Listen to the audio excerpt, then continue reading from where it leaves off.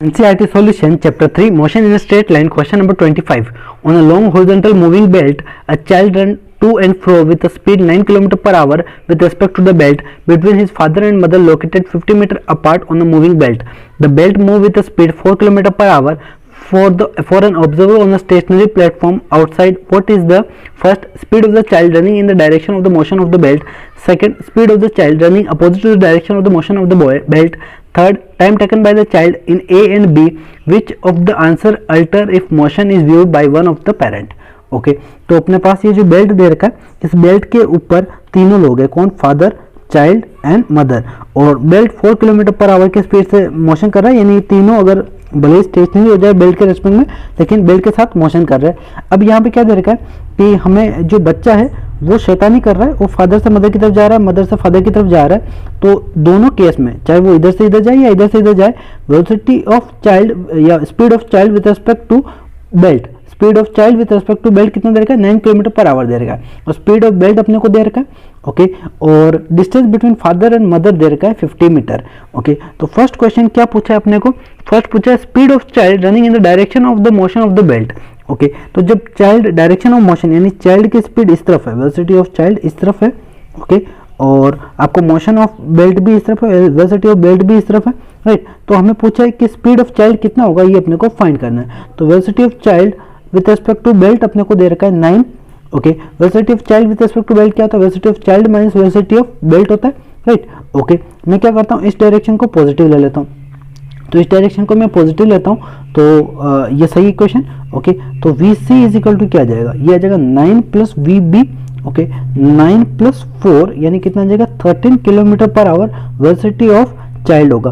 कब? जब वो direction of motion of belt की तरफ मोशन करे, यानी जिस तरफ बेल्ट जा रहा है उस तरफ वो जाए, या फिर अपन बोल सकते हो वो मदर की तरफ जाए, फादर से मदर की तरफ जाए, तब उसकी वेलोसिटी कितनी होगी? Velocity of child with respect to ground.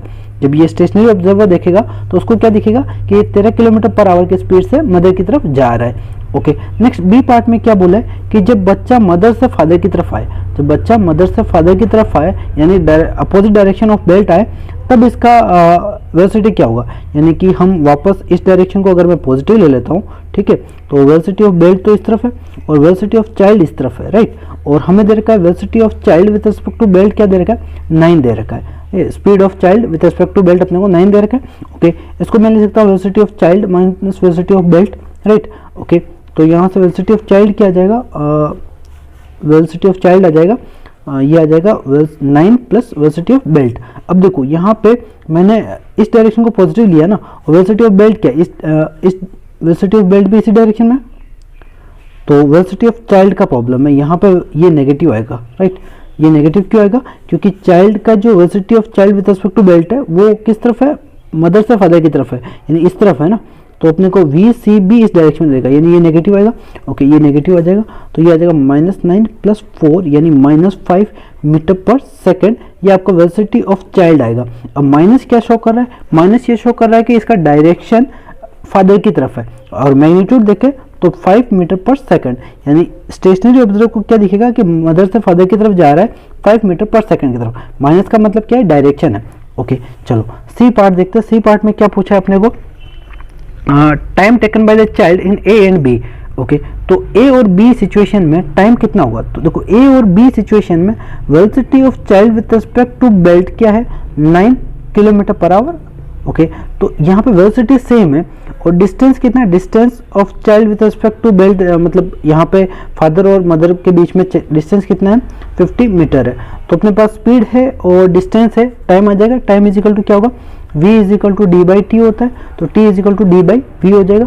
d कितना है? 50 मीटर, और ये आएगा 9 किलोमीटर पर आवर, तो इसको 5/18 से मल्टीप्लाई कर देते हैं। ओके तो ये आ जाएगा 50 इंटू 18 और ये 9 इंटू 5, तो 5 कैंसिल यानी 10 हो गया, और ये 2 यानी 20 सेकेंड।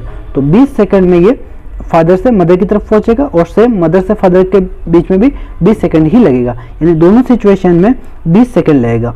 अब देखो यहाँ पे दोनों सेम क्यों आ रहा है? क्योंकि यहाँ पे रिलेटिव वेलोसिटी सेम है। यहाँ पे आप ग्राउंड के रेस्पेक्ट में नहीं देखोगे, क्योंकि यहाँ पे बेल्ट मूव कर रहा है। अगर बेल्ट मूव नहीं कर रहा होता तो ग्राउंड के रेस्पेक्ट में आप देखते कि हाँ यहाँ पे 13 है, यहाँ पे 5 है, तो अलग अलग आता। राइट। बट यहाँ पे बेल्ट मूव कर रहा है तो आपको रिलेटिव लेना पड़ेगा, और रिलेटिव के केस में दोनों में रिलेटिव वेलोसिटी सेम है, रिलेटिव स्पीड सेम है, तो आपका समय क्या आएगा, सेम आएगा।